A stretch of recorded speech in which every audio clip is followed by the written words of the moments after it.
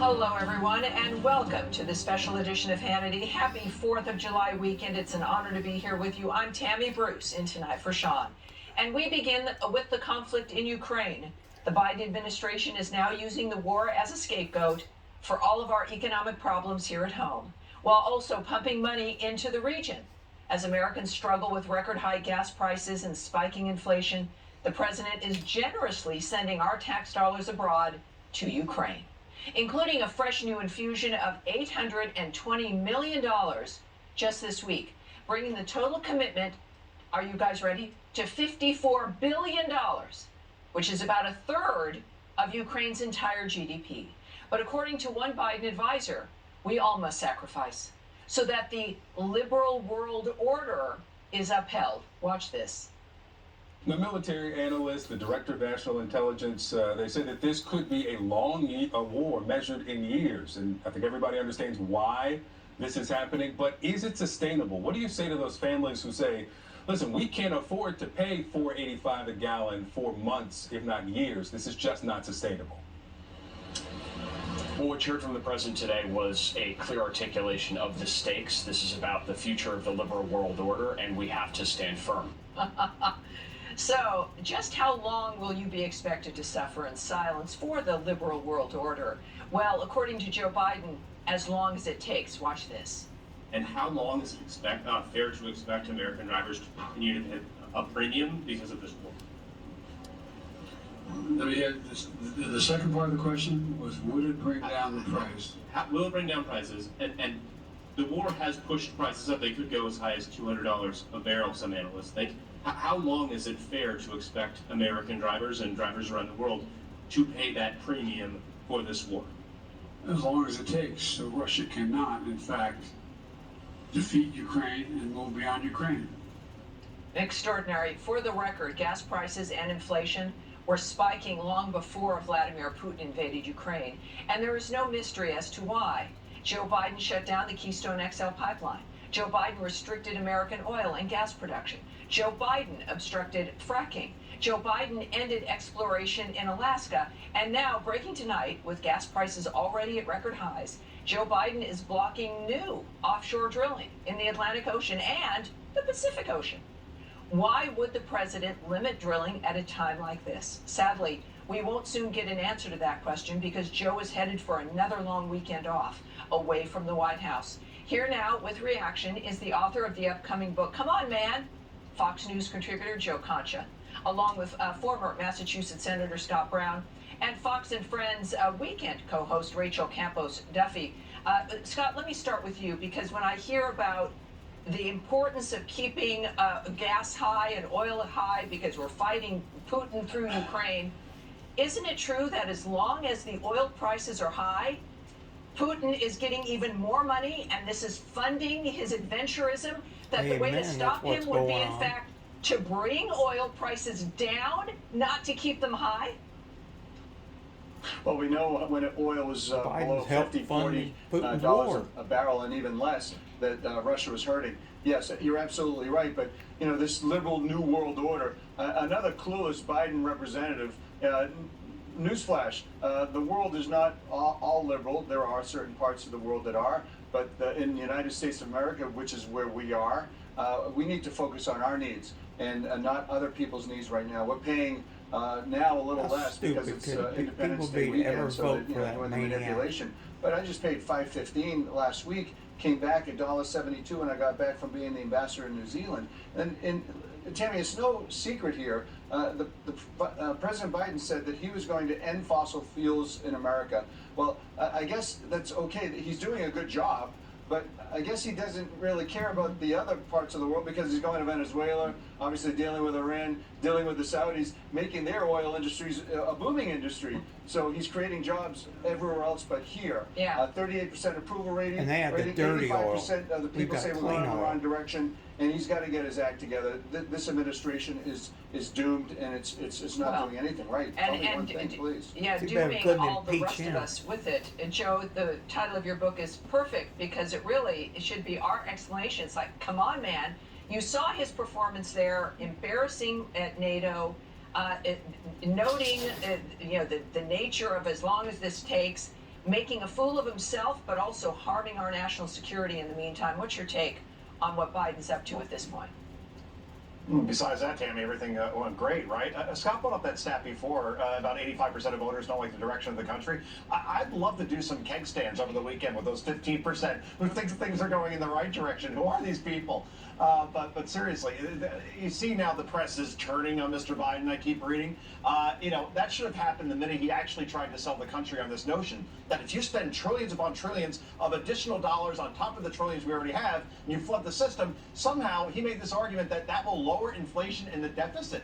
And Brian Deese, who somehow was the chief economic advisor to the president of the United States, he said the quiet part out loud, right? That this is all intentional. The attempted transitioning of this economy and energy policy to the new liberal world order. It sounds like something out of the Star Wars said it. I guess that's the plan. Fortunately, Tammy, we have elections in this country, and come November, as many Democratic strategists will tell you, voters are overwhelmingly going to reject this liberal world order and restore order to the political universe. So we have that going for us, which is nice. We certainly hope so, because the system seems to be effectively fine with what's going on.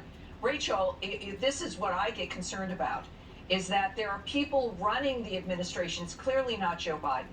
And they think all of this is fine. They keep putting him in front.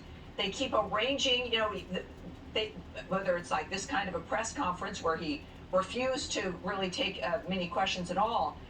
So there's people within the establishment that are moving this along. Is that something we need to be concerned about post-November and the midterms? Of course, there's 3 years left of this administration, so yeah, we can put the brakes on it in the midterm, but believe me, there is a lot more damage that can be done.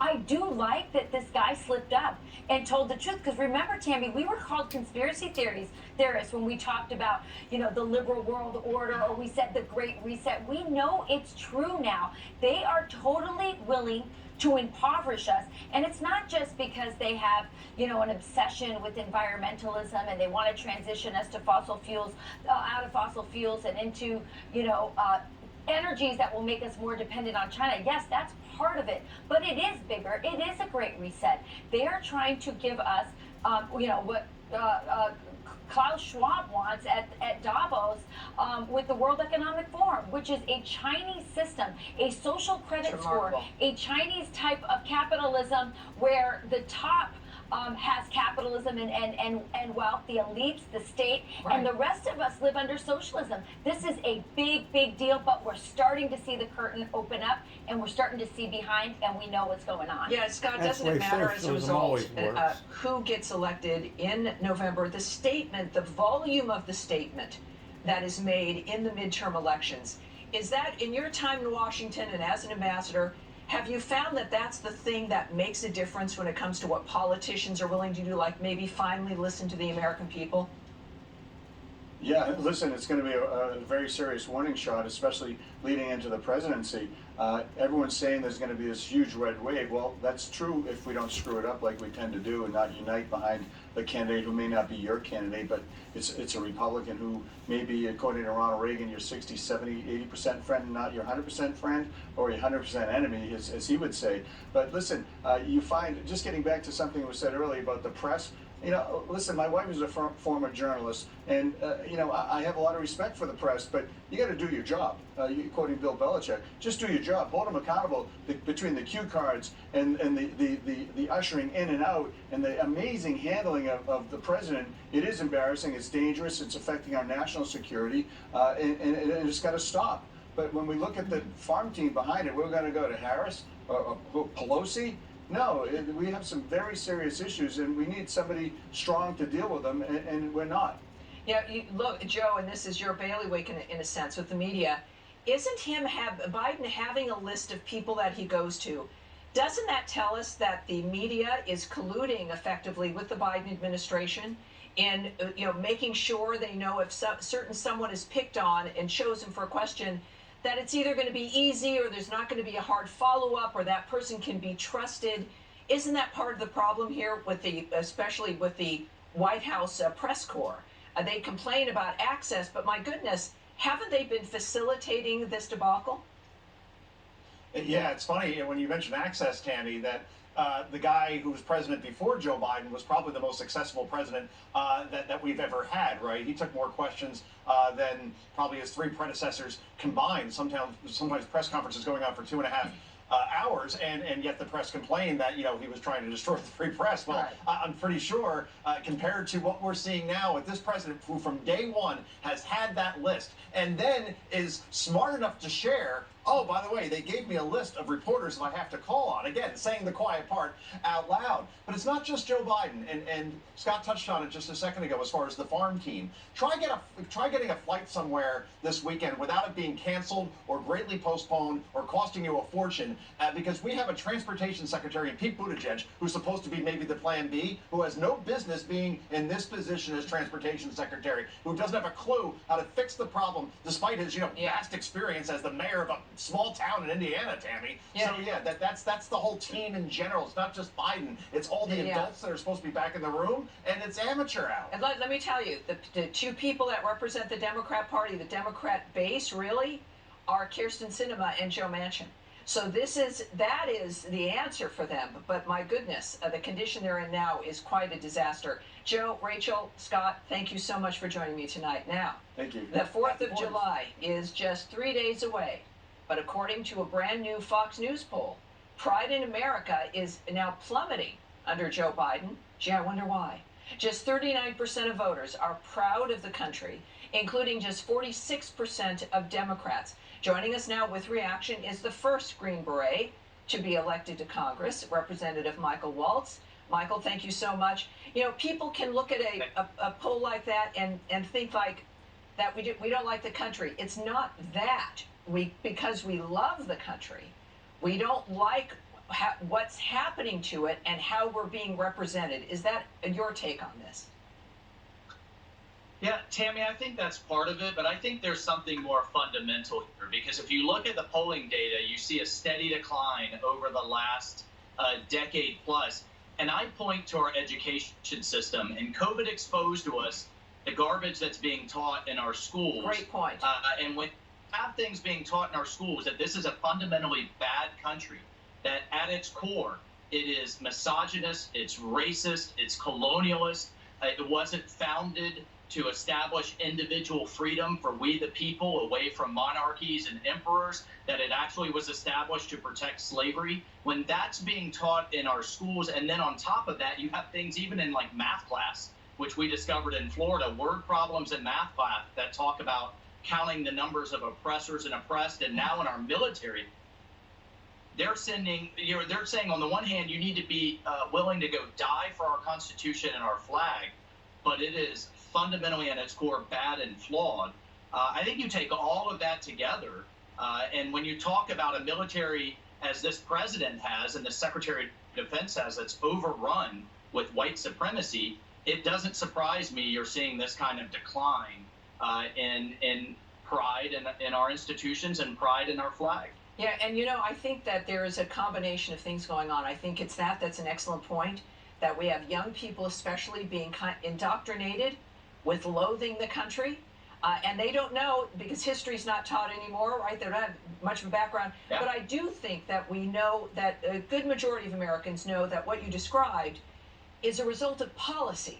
This is not a natural, organic thing that's going on, that this is a group of people running the country that have done this to us. Is there, on this 4th of July, there's even, this sense that the 4th of July might become a partisan holiday. Do you envision that happening?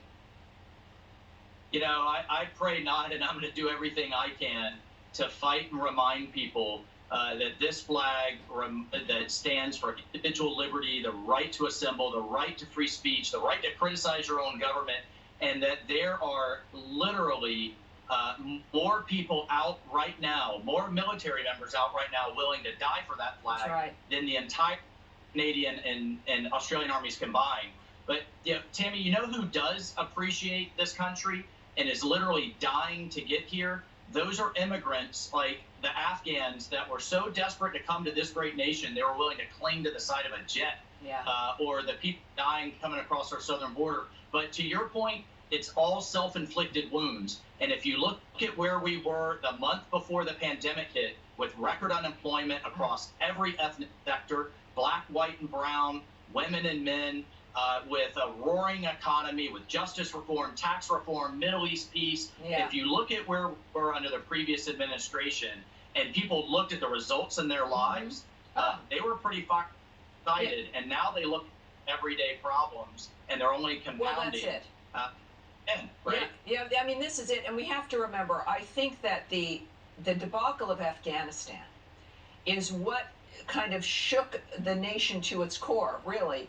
And when we understood that something very wrong had happened, and we are seeing that kind of failure move through every single other issue that we face in this country, that was not an accident. That was not a bug. It was a feature of what we are to expect. Congressman, great job. Thank you so much. I appreciate it. Have a very good Independence weekend. Now, let's turn to the U.S. Supreme Court, where a series of important rulings have Democrats very upset. Let's just say Joe Biden was at a loss for words. Watch this.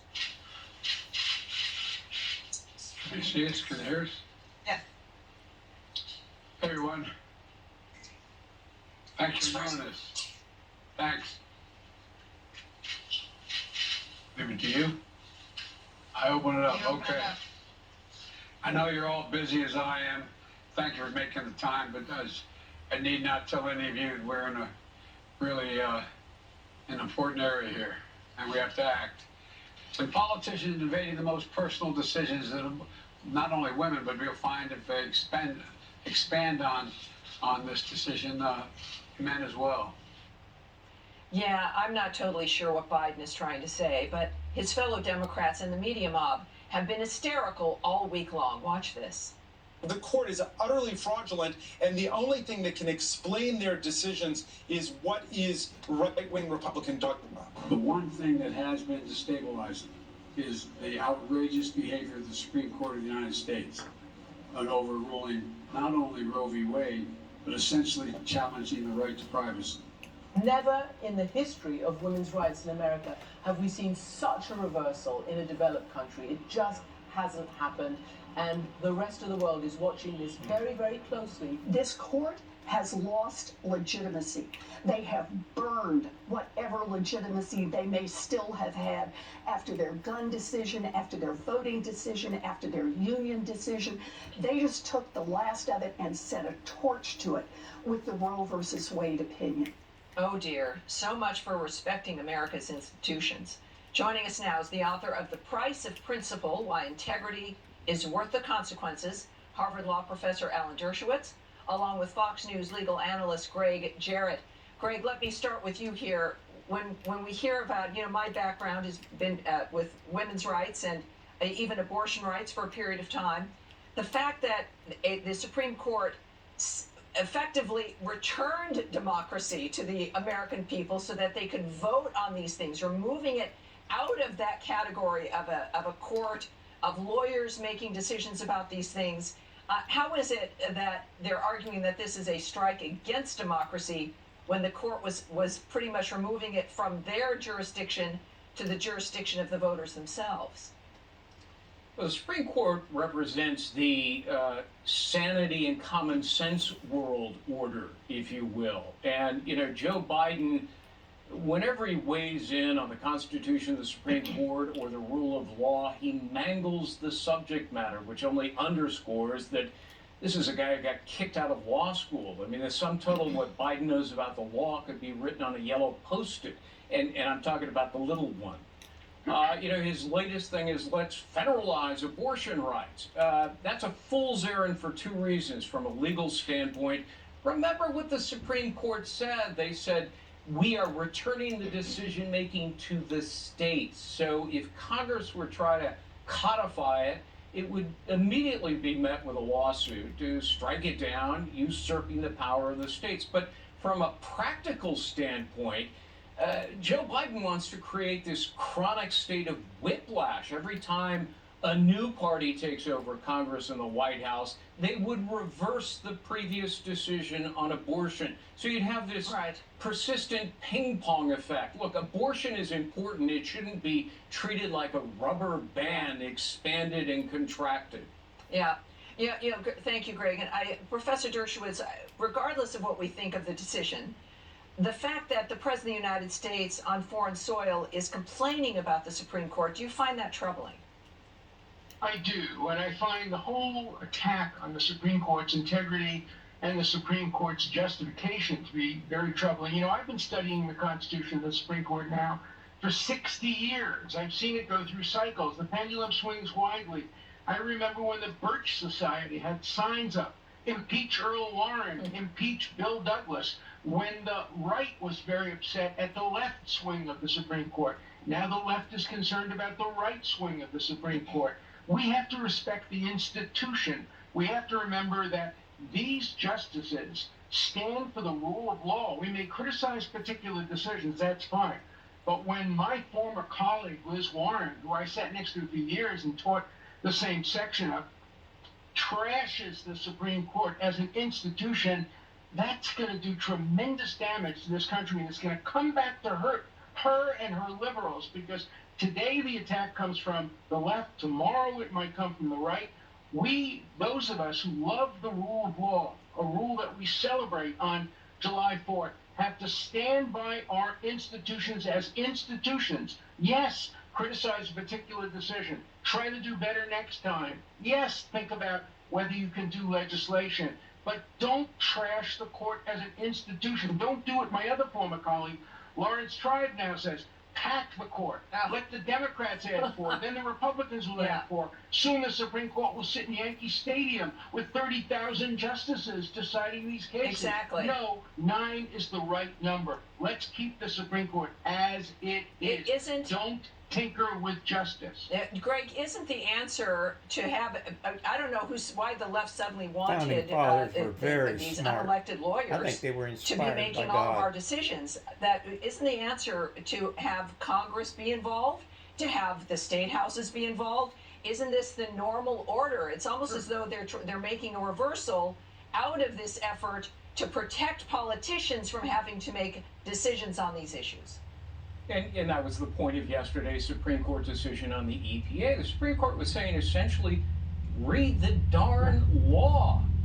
I mean, nowhere in the Clean Air Act, Section 111, does it give the EPA this unbridled power to remake an entire industry with punitive, draconian measures against coal-fired plants and natural gas plants. Yeah. You know, the Supreme Court is saying, read the Constitution, read the statutory law, don't read things into them, right, but limit yourself to what the law says. And that they're not going to make legislation. That's the job of legislators. Turn to the public, win elections. Exactly. I'm a liberal Democrat. I want to see us win more elections. Exactly. I want to see you guys lose in the state legislatures and the electoral vote. But I have to go. Thank you, gentlemen. I appreciate it. Democrat. All right. Coming up, Biden's border crisis is about to get much worse. Texas Attorney General Ken Paxton explains. Plus, the open borders left is calling for even less border security. We'll bring you the latest as Tom Homan and Andy Biggs react next. Now, the Biden border crisis is going from bad to worse tonight, as drug cartels, human smugglers, and human traffickers continue to exploit the porous southern border for their own gain, at the expense of American sovereignty and at the expense of the lives of migrants. This week, 4 men were charged in a human smuggling operation that left over 50 migrants dead in a tractor trailer in southwest San Antonio. A sickening discovery that puts into perspective the disaster that is the Biden border policy. Now, meanwhile, yesterday, the Supreme Court ruled 5-4 in favor of Biden, allowing the administration to end the highly successful Trump-era Remain in Mexico policy. That prompted Texas Attorney General Ken Paxton to respond. I am disappointed in the Supreme Court allowing Biden to dissolve the Remain in Mexico program, one of our last and best protections against the Democrats' border crisis. And Ken Paxton joins us now. Thank you, sir. I have to say, you might not like this, but this is, the Supreme Court can be right technically that a new administration can reverse what another administration did, and that they're not making a decision based on the importance of the impact.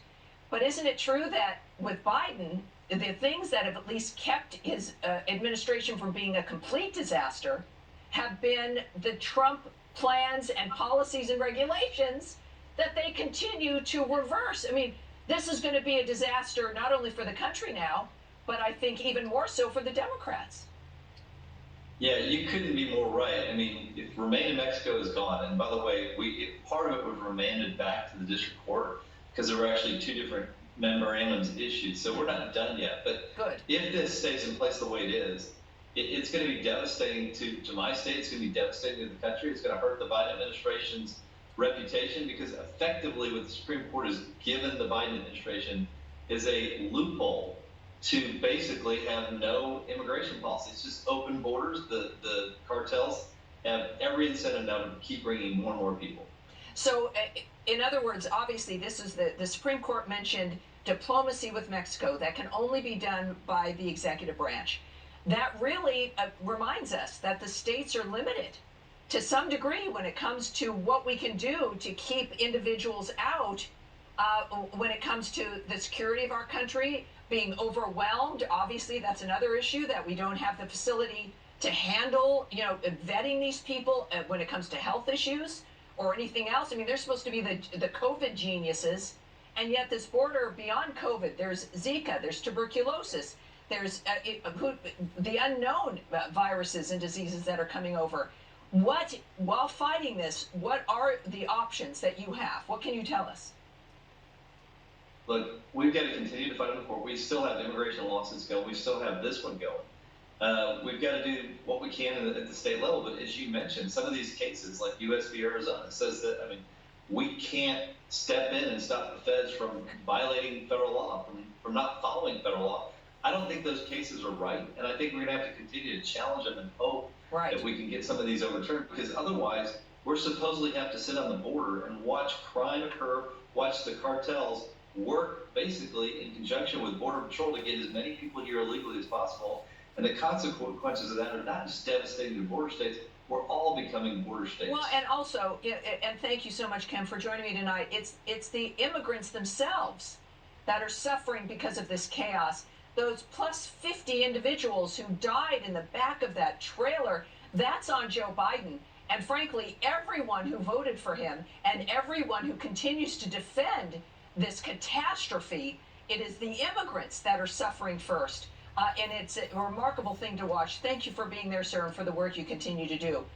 And now, Biden's border failures are now so undeniable that, in fact, even his fellow Democrats are being forced to face that reality. For example, Texas Congressman Henry Cuellar told Fox News Digital this week, quote, "There are some people that believe in open borders. I do not believe in open borders. There are some people that believe in getting rid of the Border Patrol, getting rid of ICE. I don't believe in that."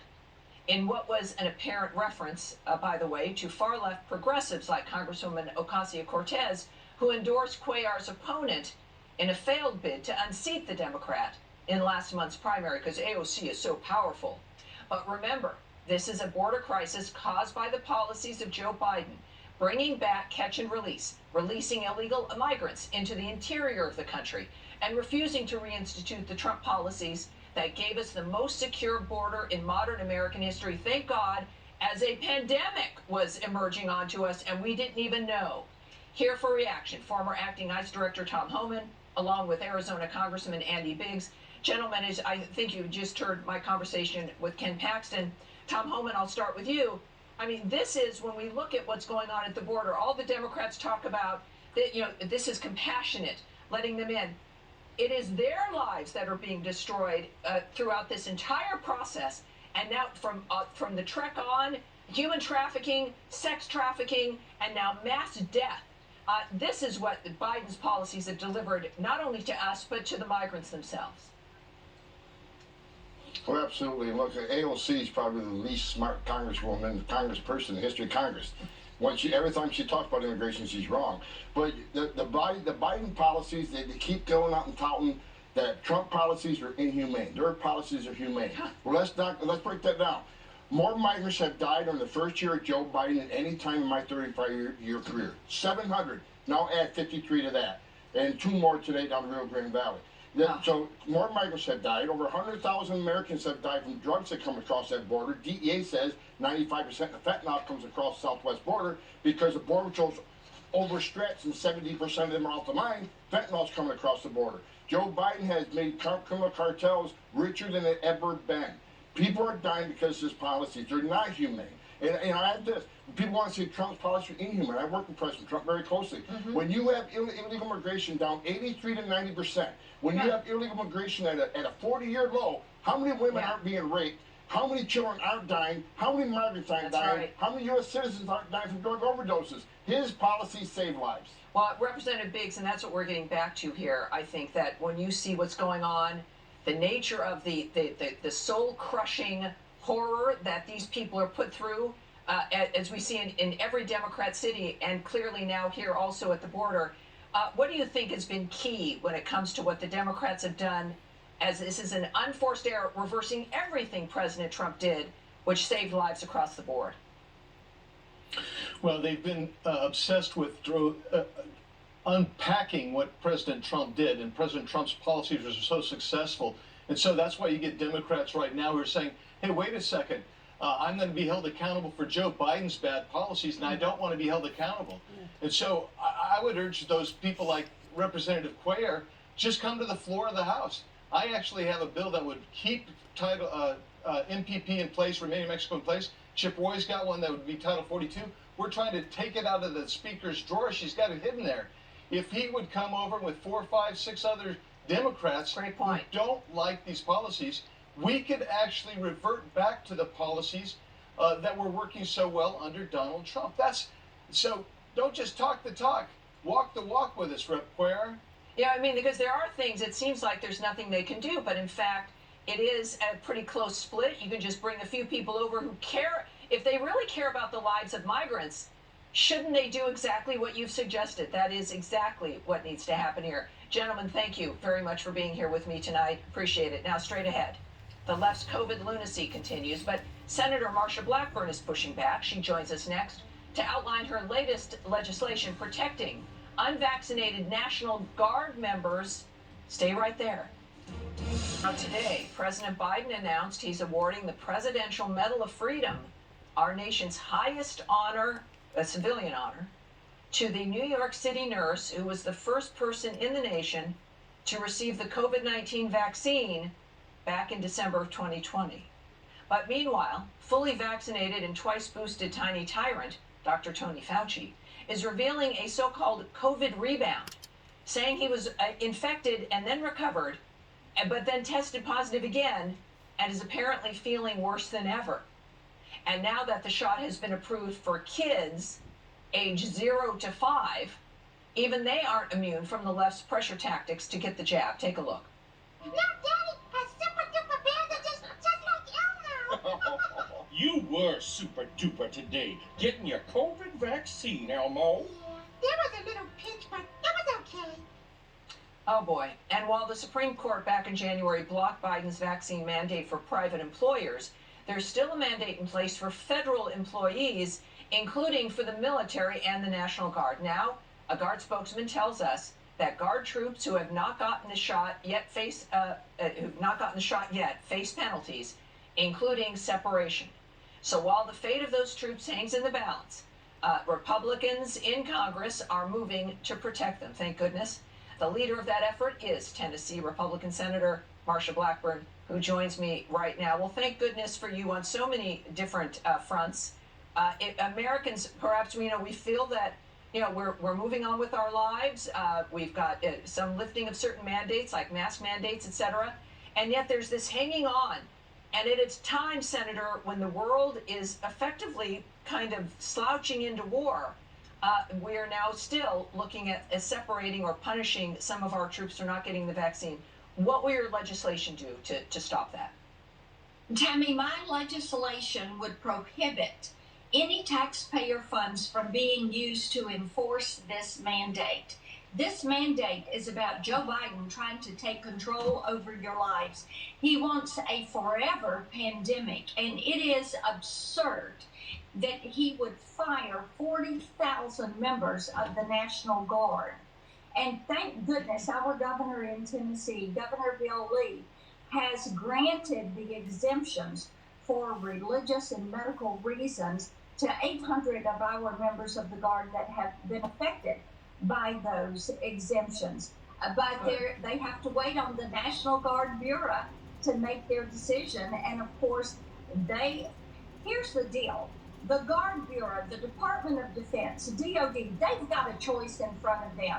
They can fulfill their mission, which is to protect and defend. Right. They can choose freedom, or they can go totally woke like they have been doing. They have spent 5,889,000 military man-hours on initiatives like climate, diversity, equity, inclusion, this woke agenda. So they can stand for freedom and fulfill their mission, or they can do Joe Biden's bidding. This is shocking because we're now dealing with a crisis of legitimacy of the government as Americans are looking funny at institutions as they remain under attack, that they don't seem to be doing their job. We see the military, as you've noted, go woke. And then we've got, the attitudes, the chaos that has been brought to our country. We have this new poll of Americans not being proud of the country anymore.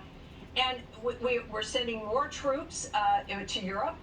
We're dealing with Ukraine, etc. North Korea's not settled down. China is, looking to eat us for lunch. And, it's hard enough to get people to join our volunteer military, but to cut tens of thousands of those who've chosen to serve almost seems like a deliberate effort to undermine us. Am I going too far with that? No, you are not going too far for that. And I had a Tennessean ask me about this very thing the other day when I was in one of our counties. And Tammy, they say, if I didn't know better, I would think that this is intentional. When you look at the border policy, when you look at what is happening with fentanyl that is ravaging families and taking precious young lives in our country, when you look how it appears that Joe Biden is doing his best to lose the next war, you look at Afghanistan, you look at Ukraine, you look at what we're facing with the Chinese Communist Party, you look at what he has done to the U.S. energy sector. When you have our G7 partners, when you have our NATO allies asking us to help them with energy, and he wants to go meet with the Saudis and not meet with the U.S. oil companies, Remarkable. And he could find a solution to this. It is remarkable. Even, as they say, even a broken clock is right twice a day. So you have to really work hard to not be right at any point. And thank you so much for joining me today. I appreciate it. Thank you for your work. Coming up is a possible food shortage on the way. Signs indicate it may be coming. Our own Sarah Carter joins us with a full report when we return. All righty, welcome back to the special edition of Hannity. Now, amid Biden's surging inflation, new reports indicate that this year's 4th of July cookouts could cost nearly 20% more than last year. And is a nationwide food shortage looming? Some say it's inevitable. Our own Sarah Carter spoke with the National Black Farmers Association president, John Boyd Jr. Here's what he had to say. The American farmer, you're suffering right now under the current economy. Can you talk a little bit about that? Oh, yes, I can. Inflation right now has really hurt myself and other farmers around this country. And it's not being talked about enough, from the high cost of diesel fuel, the high cost of fertilizer. And that just trickles down to the consumer, right? Yes. This isn't it's a farmer, it's the consumer. Yes. The American people is going to pay the price for what's going on now, being ignored in this farm crisis, because this is a crisis. So the three things that the American farmer can still do better than anybody in the world is produce corn, wheat, and soybeans. And when you don't support them, you're taking away the base and the freedom to farm in this country. That's at risk. Who's not supporting them?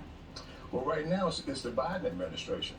If you had a moment to speak to President Biden directly, what would you want to say to him? I would say you've got to take care of the American farmer in this country. That's rural America. You can't turn your back on rural America. And if you want this country to survive, take care of the American farm. You see this stuff that we're sitting on? This is called land. Land knows no color.